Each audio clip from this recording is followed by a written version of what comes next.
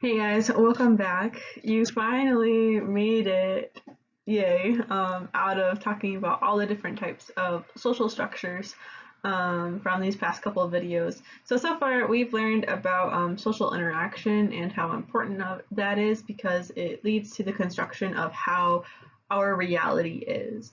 And then we've also been examining social structure, which is just basically how a society organized in relationships. And this is through the social institutions, it's through social networks, it's through groups, through social roles, through statuses. So all of these kind of combine together to create society. So we'll be kind of moving away from that, but if you have any questions on those, I know that's a lot of information. And like I warned you guys, it's a bit of a heavy week. Next week is going to be way more fun. So kind of hope for that. So we're going to kind of continue on with this week. We're almost done. We have one more video after this one, so we can do it. So in this video, we're talking about one of the things that makes me extremely frustrated about society. I absolutely hate these guys.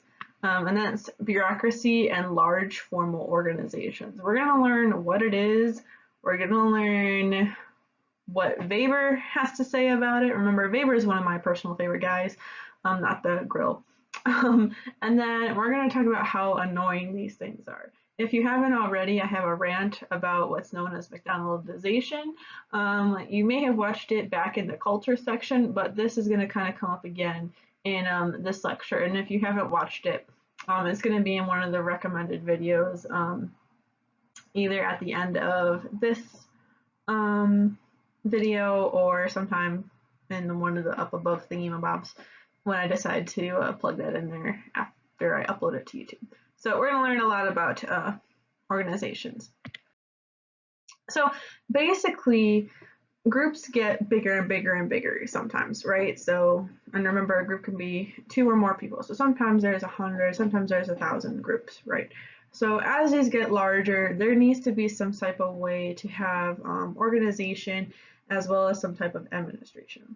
So this is where the concept of what's known as a formal organization kind of comes into play. Which is just basically there's rules as well as hierarchical ranking in order to achieve that efficiency.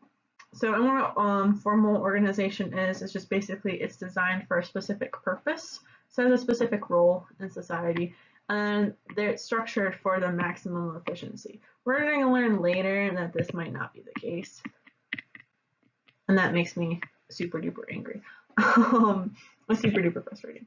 But so we're going to learn a little bit more about that later. But that's basically what a formal organization is. And some examples of this could be, say, like the post office or the U.S. postal system, rather, or McDonald's, the Chicago Symphony, basically any big group, and that's going to be an organization. So, and there's a lot of reasons why we need these because us as people have a lot of needs, right? We need to send out mail, so we use the post office in order to do that. It's kind of interesting with COVID because you know this definitely wasn't the case with COVID happening with your mail being shipped over there, so that's why it's kind of bad. But we also have a need for a lot of other things too, not just mail. We need groceries, we need our daily necessities and that kind of thing. So any type of retail environment, that's also going to be a formal organization as well. And we're going to kind of get into Weber's ideal type of what's known as a bureaucracy. And bureaucracy is just basically a formal aspect of a component of a formal organization, but it really uses rules as well as hierarchical ranking in order to achieve that max efficiency. So I don't have the definition on this slide, it'll be on later ones, but that's basically what a bureaucracy is. And according to Weber, he kind of proposes an ideal type of bureaucracy, which will never exist. And he's aware of it, where us as sociologists are aware of it, because nobody can be perfect. But basically, he uses this ideal type in order to understand the purest form of bureaucracy, but also to kind of evaluate how these organizations are kind of created and structured so that we can kind of understand a lot more about them. Now, unfortunately, a lot of people also hate bureaucracies because of all the unpleasant things that are associated with them. But again, we still do need these. Their functionalists would say we absolutely need them because they fulfill our wants within society and fulfill our needs, like the things that we get from retail stores, like food and clothing and all that other good stuff. So yes, we do need them. Alright, so here are the first two of the four characteristics of what Weber calls the ideal bureaucracy. And the first one is what's known as a division of labor. And in the next video, we're going to see Durkheim's view on the division of labor. So it's kind of important to kind of keep both Weber's and Durkheim's separated. Weber's makes a lot more sense, perhaps, than Durkheim's, at least in this context of a bureaucracy.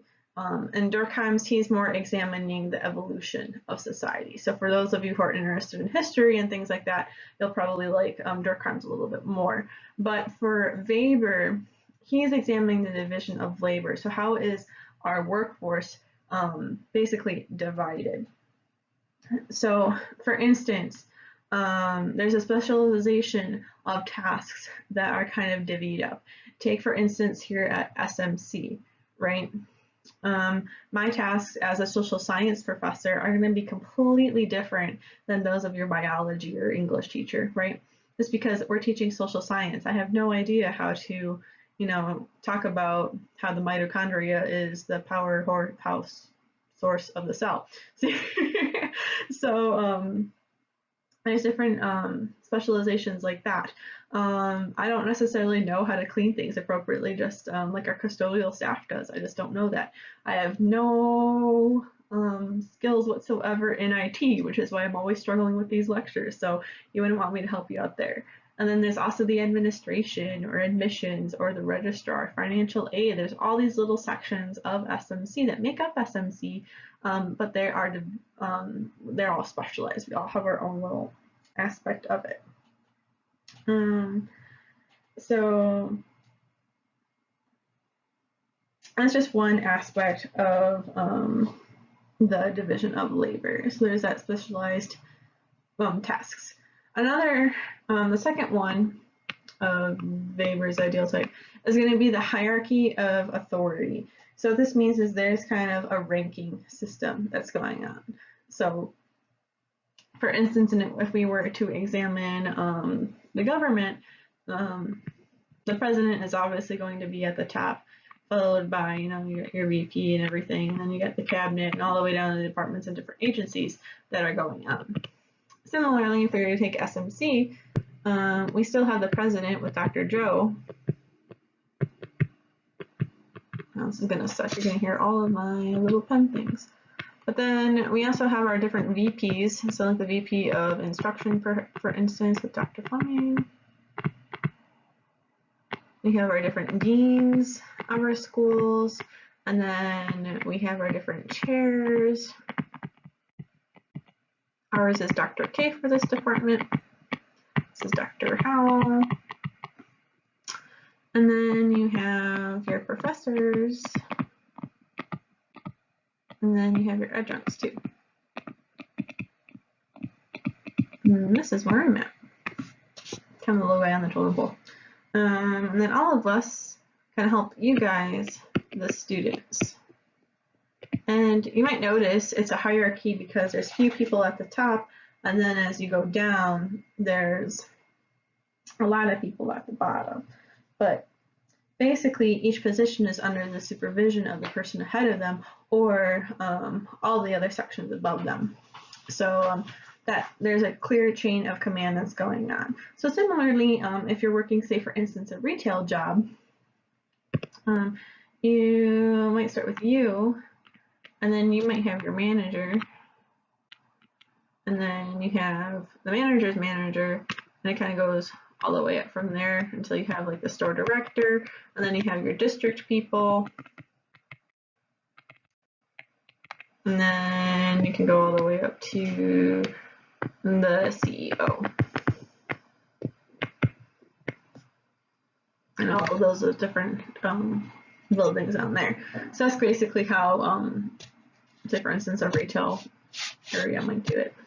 So there's a clear chain of command that's happening within an organization in order to have this hierarchy of authority.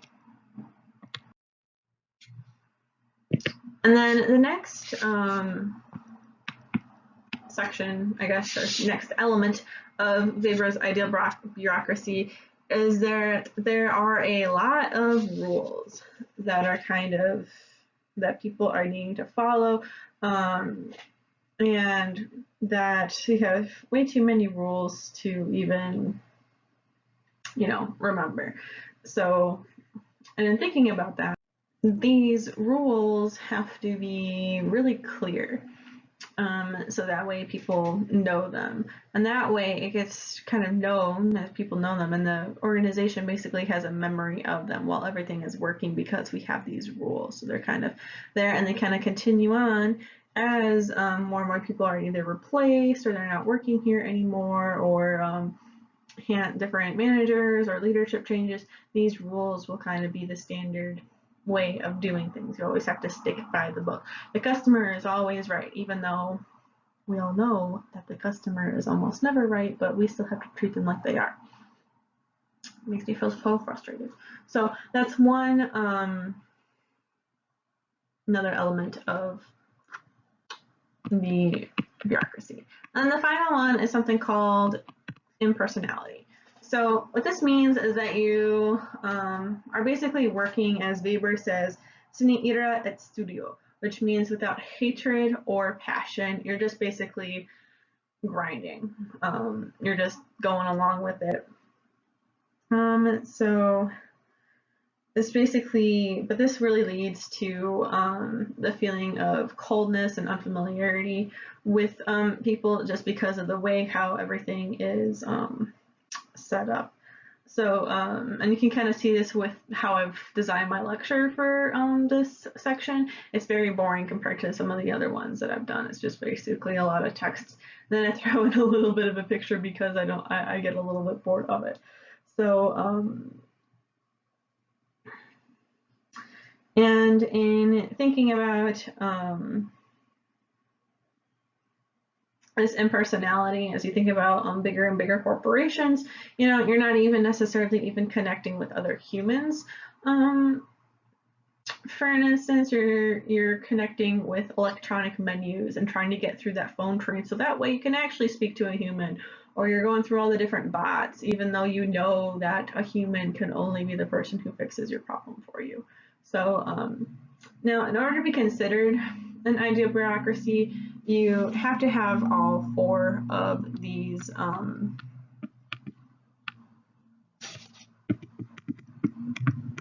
characteristics for Weber's ideal.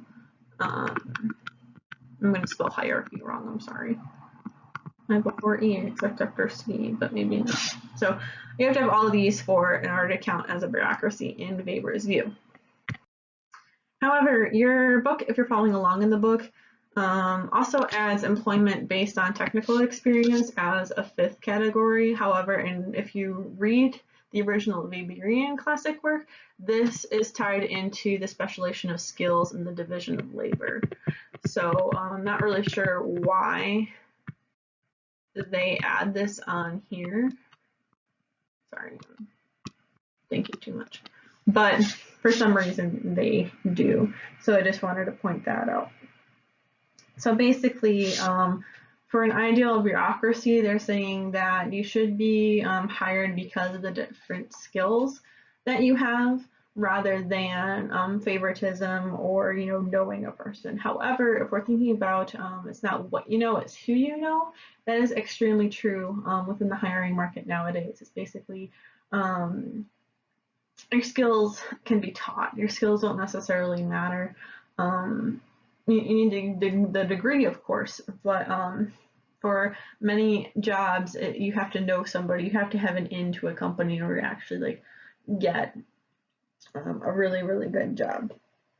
However, in thinking about bureaucracy, you have to have all of these different skills, and you have to be kind of put to the test based on these skills. Your performance has to meet specific standards.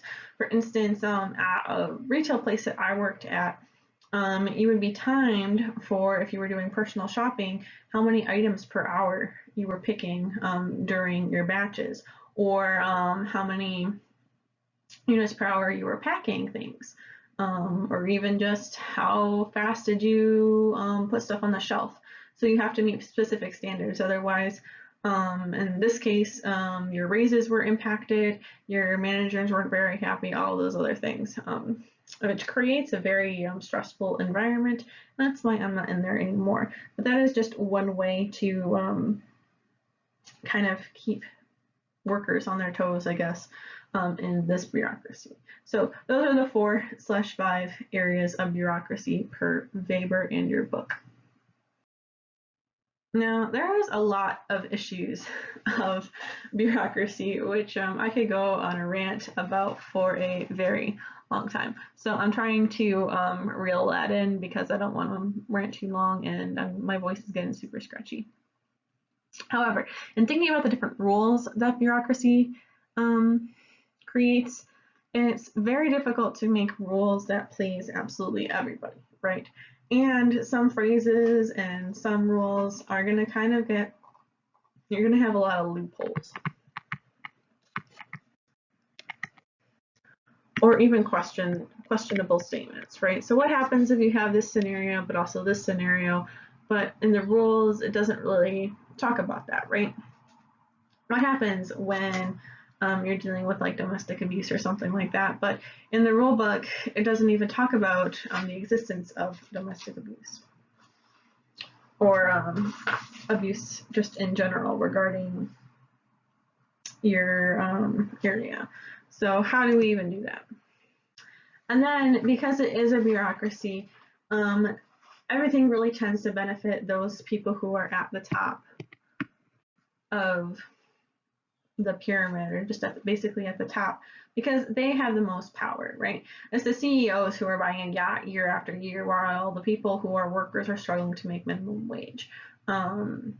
Yeah, sure, they can increase wages for a little bit, but that still isn't good enough in our economy nowadays. And I will shut up about that for right now. And then in addition to, in thinking about the people who work together, you can't really eliminate the dislike for other people.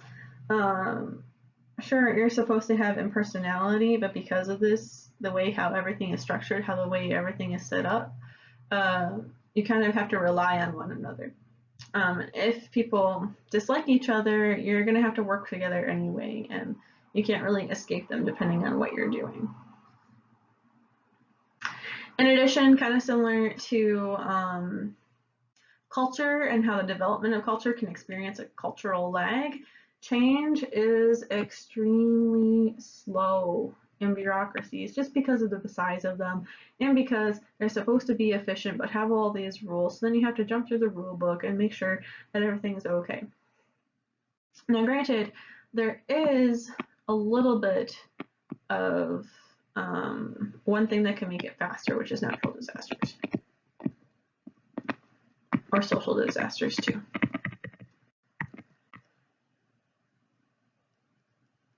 So such as the pandemic, right? Bureaucracies had to really all of a sudden change their game plan in order to keep their customers coming to them if they were in a retailer profit gaining mode, or even in working mode. They had to make sure that their employers or employees were safe. So how do we do that? Working remotely from home, creating jobs for people to clean like carts, for instance, or the check lanes and things like that. Investing money in training for all these employees to make sure that they know how to make sure that they're cleaning their areas and everything.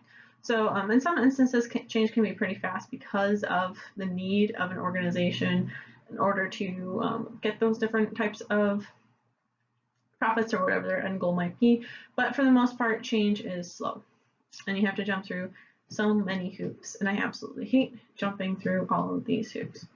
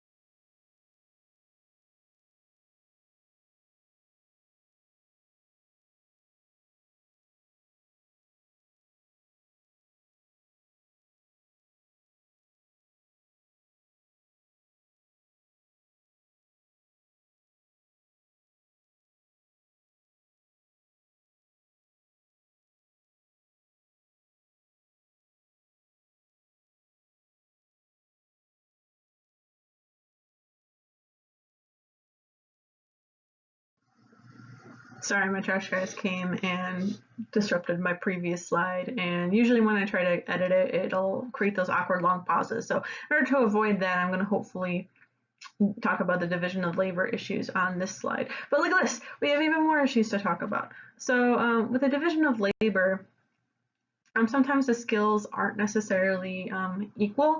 It could be over specialized or kind of created. So if this is your skill set, the your managers or just corporate might just want you to be over here, or in some extreme cases, you know, they want you to have your skill set to be all the way over here and you're in charge of this whole entire thing, which is extremely unhealthy, but we're not going to get into that too much. Now, it could be that you're just so specialized, so zoomed in, that you basically have blind spots and you're not noticing the different things that are wrong. For instance, if you become a surgeon but only specialize in, I don't know, the plastic surgery of, I don't know,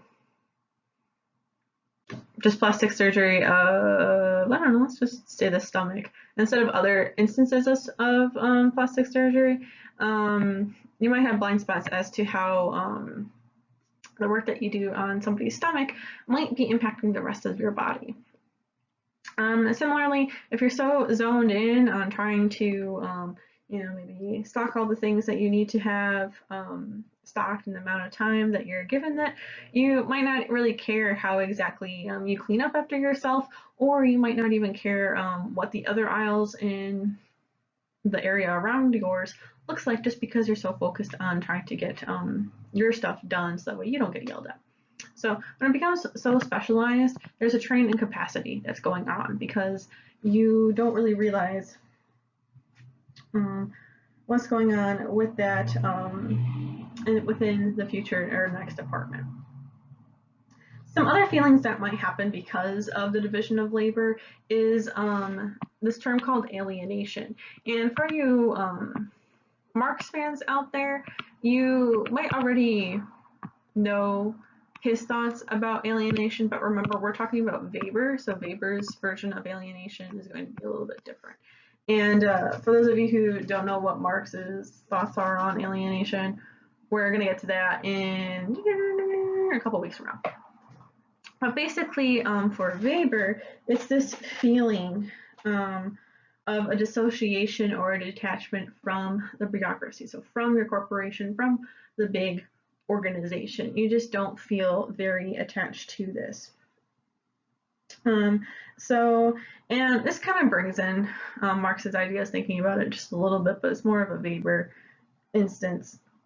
But I'm thinking about that because these workers have such a distinct detachment. They don't really care at all about the bureaucracy. This makes it harder for new people to kind of come in and form attachments because, oh, well, I don't really care that much. You can do whatever you want. This is what I do.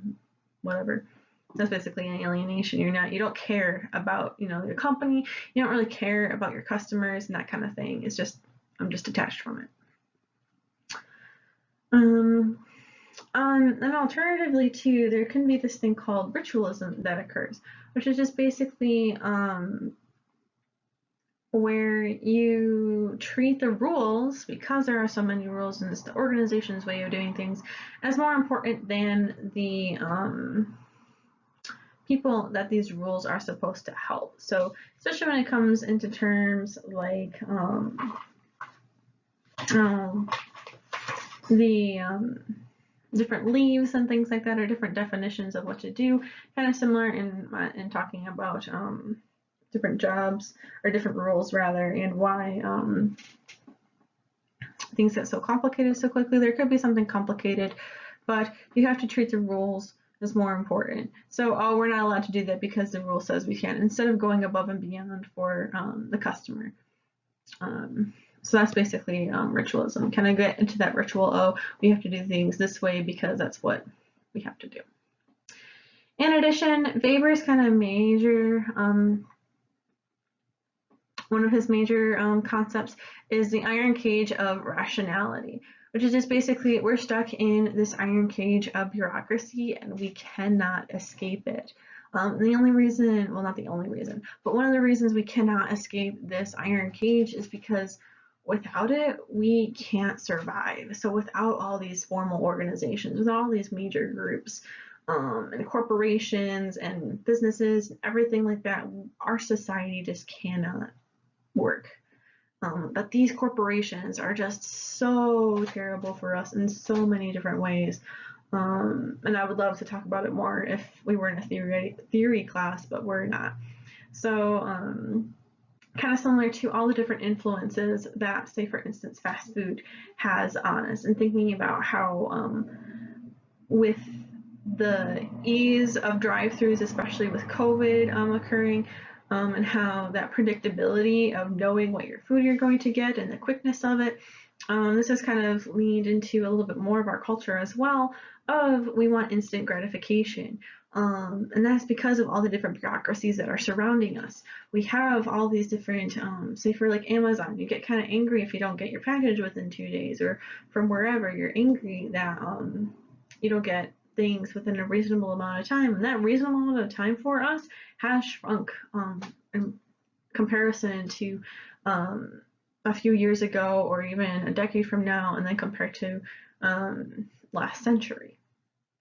So this is really harming ourselves and how we kind of treat other people because of this need for instant gratification, as well as the different bureaucracies that are involved with having phones. So in thinking about how do we connect with each other, right? Because of this alienation, because of this feeling of detachment, we just aren't making those connections as much anymore, and it's very, very sad to see. And because of these connections, that's going to lead to a whole other list of problems, like feeling actually alone, right?